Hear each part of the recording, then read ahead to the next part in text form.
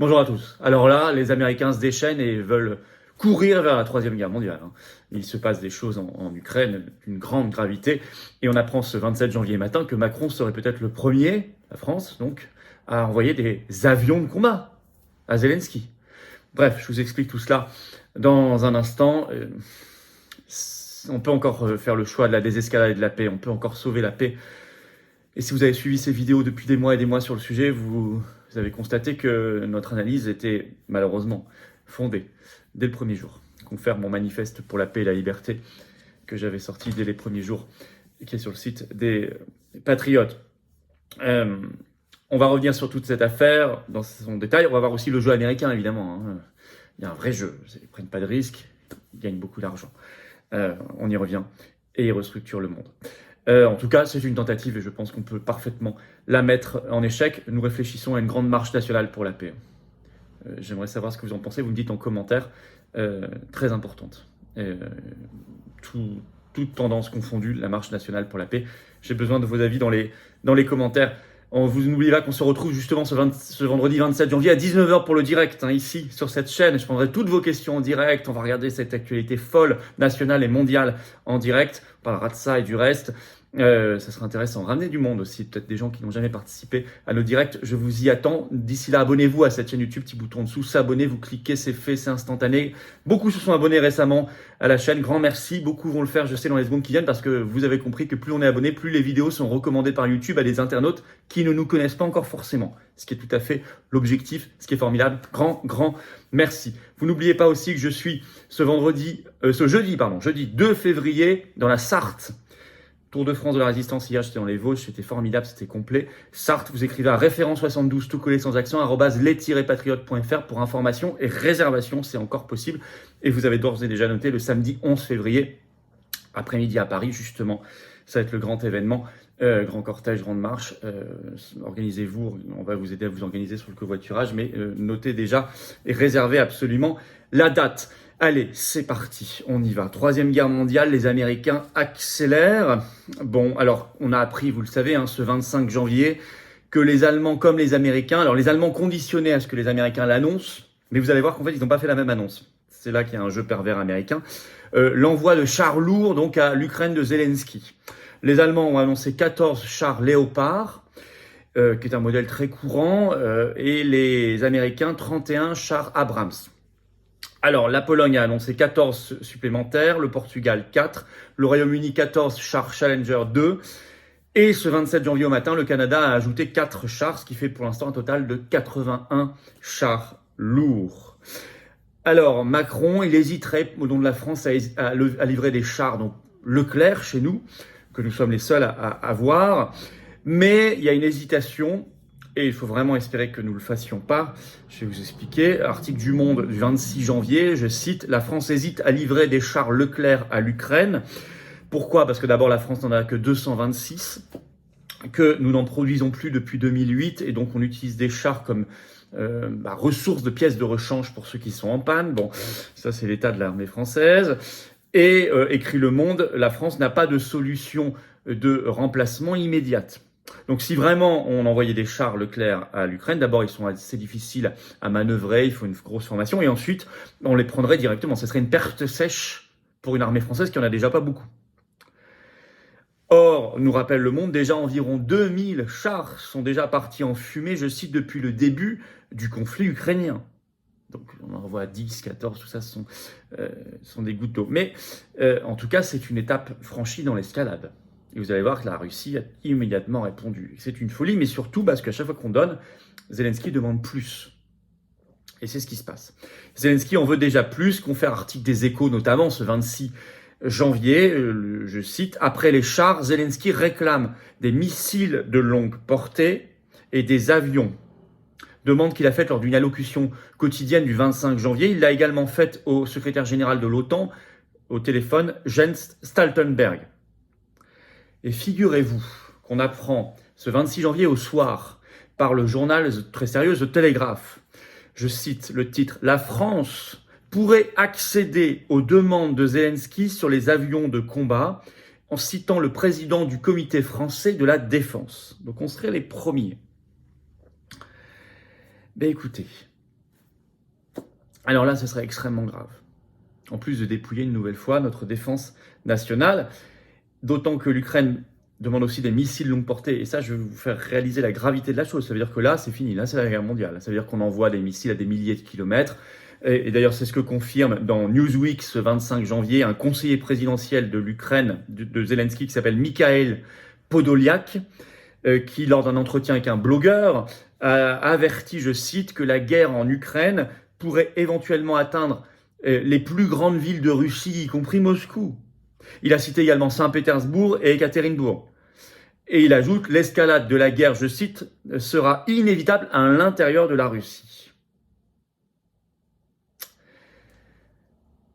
Moscou réplique et menace. Alors d'abord, sur cette possibilité d'envoyer des missiles longue portée et des avions de combat, Vladimir Poutine a déclaré ce 25 janvier que ce serait, je cite, une décision extrêmement dangereuse qui amorcerait le conflit vers un nouveau niveau, qui amènerait, le conflit vers un nouveau niveau de confrontation.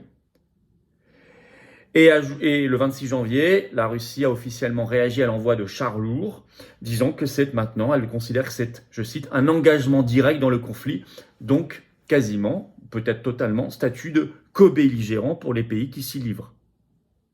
Il faut se rendre compte de ce que ça signifie. Alors, si vous défendez la paix, moi je vous attends, patriotes. Je reprends dans un instant la suite de l'explication. Vous allez voir le jeu cynique américain notamment et la suite. Mais je fais une petite parenthèse parce que c'est important de s'engager. Je sais que certains vont vouloir le faire maintenant. Il y a les liens sous la vidéo en description. Vous pouvez mettre sur pause. Le premier lien sous la vidéo en description, c'est pour adhérer ou réadhérer. Le deuxième, c'est pour faire un don de soutien aux patriotes. Tout est défiscalisé aux 2/3 pour vous. La marche nationale pour la paix, le combat pour la paix, pour la France libre, indépendante, la liberté, la souveraineté, la justice, la dignité humaine vous attend. C'est ça nos belles valeurs, c'est ça nos combats contre l'oligarchie totalement, sans aucun soutien, ni financier, ni rien, ni médiatique, ni politique, bien sûr, du système.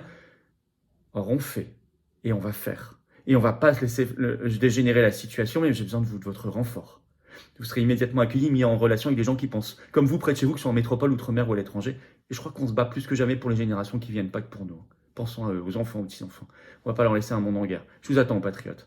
Vous pouvez adhérer, réadhérer, ou donc faire un don de soutien aux patriotes. Il y a également le lien pour adhérer, réadhérer en commentaire épinglé dès maintenant, et dans les dernières secondes de la vidéo en cliquant directement sur votre écran. Le don sera particulièrement bienvenu aussi parce qu'on n'a pas d'aide du tout. Je ferme la parenthèse. Mais quel est le vrai jeu américain dans cette affaire ? Parce que d'un côté, oui, les deux, Allemagne et les États-Unis, furent les premiers à annoncer l'envoi de chars lourds, mais pas dans les mêmes conditions. Ce 26 janvier, le ministre de la Défense allemand a confirmé que ce serait une livraison, je cite, fin mars ou début avril. Donc, dans relativement peu de temps. Alors que, selon une dépêche Reuters du 26 janvier, on sait que les États-Unis, ce ne sera pas avant l'automne prochain. En tourloupe. Je cite Reuters. Le compromis est que les États-Unis ont décidé d'envoyer leurs chars Abrams, donc sous pression allemande, mais pas maintenant, dans quelques mois, avec, je cite Reuters, un calendrier incertain. On parle beaucoup de l'automne. Ah, mais qu'est-ce qui se sera passé d'ici l'automne ? Puis entre-temps, tout le monde, notamment les Britanniques, ont aussi confirmé le mars-avril, comme les Allemands, comme les Polonais. Ah, donc ce sont les pays européens qui vont se mettre en avant. Donc ils se cachent un peu derrière. Et en plus, les Américains assument maintenant de se faire énormément d'argent pour leur industrie de défense sur ces armes et sur cette guerre. Et ça, il faut en parler. Selon le site fdd.org, le FDD, c'est la fondation, c'est américain, hein, Fondation pour la défense des démocraties. Bon, on en pensera ce qu'on veut. Je cite quand même leur étude. Remplacer ces armes, les armes des alliés de l'OTAN envoyées à l'Ukraine, pourrait susciter 21,7 milliards de dollars de ventes au bénéfice de l'industrie américaine. C'est écrit en toutes lettres. Et on apprend par un article du Financial Times ce 27 janvier, citant un responsable de Lockheed Martin, qui produit notamment les F-16, les avions de combat américains, je cite que cette société va augmenter sa production d'avions F-16 pour fournir les pays qui décideraient d'en fournir à l'Ukraine. Money is money. On prend pas de risque, on est à l'écart, on agit après les autres et on fait beaucoup d'argent. Ah oui. Mais c'est un jeu irresponsable. On a vu la réaction russe qui devient de plus en plus menaçante, qui engage tout le monde dans le conflit, co-belligérant. Mais en plus, on sait, et ça c'est très irresponsable, Ces gens-là ont du sang sur les mains parce qu'à chaque annonce d'une montée de l'escalade, on sait que la Russie et Moscou répliquent par une journée de frappe intense. C'est ce qui s'est passé malheureusement ce 27 janvier. Moscou, 26 et 27 janvier, a répliqué en attaquant l'Ukraine. Il y a eu des victimes. Il y a eu, je cite, des explosions dans des quartiers de Kiev, également à Odessa. Il faut arrêter. Quel est le but? Est-ce que ça ramène la paix? Ça ne ramène pas la paix, ça ne crée pas la paix un seul instant, on voit bien. C'est une intensification des combats. C'est une escalade par ailleurs qui amène à devenir co-belligérant. Et ici, je voudrais rappeler qu'on n'est pas dans un jeu vidéo. Une vraie guerre. En plus, on fait tout ça, on livre des armes et des milliards et beaucoup d'armes, des chars, peut-être des avions, des missiles.